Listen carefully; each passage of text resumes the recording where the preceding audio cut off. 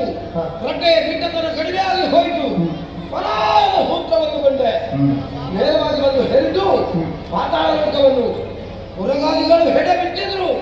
ಅವರ ಹೆಡೆಯನ್ನು ಮೆಟ್ಟಿದೆ ಸಮಾನ ಮನಸ್ಕರಾದಂತಹ ಹಂತಕಾರಿಗಳು ಅವರೆಲ್ಲವರನ್ನು ಜೊತೆ ಹೇಳಿ ಮಧ್ಯಮನವನ್ನೇ ರಾಜರಾಣಿಯನ್ನಾಗಿಸಿಕೊಂಡು ಆಳ್ವಿಕೆ ಮಾಡ್ತಾ ಇದ್ದೇವೆ. ಅಂತರಂಗದಲ್ಲಿರುವಂತಹ ನೋವು ಒಂದೇ, ದೇವತೆಗಳ ಮೇಲೆ ಹಗೆ ಸಾಧನೆ. ಅವಕಾಶ ಸಿಕ್ಕಿತು ಅಂತಾದ್ರೆ ಆ ಬಗ್ಗೆ ಆಲೋಚಿಸ್ತೇನೆ. ಘೋರಗತನಾದಂತಹ ವೇಳೆಯಲ್ಲಿ ಚಾರನೋರ್ವ ಲಿಖಿತವನ್ನು ತಂದಿದ್ದಾನೆ. ವಾಚಿಸಿದೆ ಅಂತಾದ್ರೆ ಶೋಣಿತೆಯ ಸಾಮ್ರಾಜ್ಞಿಯಾದಂತಹ ದಿತಿದೇವಿ ಕರೆ ಕಳುಹಿಸಿದಂತಹ ಲಿಖಿತ. ಮಗಳಾದಂತಹ ಮಾಲಿನಿ ಸಂಕುಲ ಪ್ರಸೂತೆಯಾಗಿದ್ದಾಳೆ. ನಿನಗೇ ಮದುವೆ ಮಾಡಿಕೊಡ್ತೇನೆ ಎನ್ನುವ ಹಾಗೆ ಅವರು ಬರೆದಿದ್ದಾರೆ.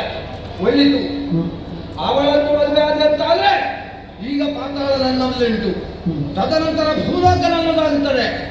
ಎರಡು ಲೋಕ ನನ್ನ ಸ್ವಾಧೀನ ಆದ ಮೇಲೆ ನಾಲ್ಕಲೋಕದ ಮೇಲೆ ಅಭಿಯೋಗವನ್ನು ಮಾಡುವುದಕ್ಕೆ ಸುಲಭ ಸಾಧ್ಯವೇ ಸರಿ.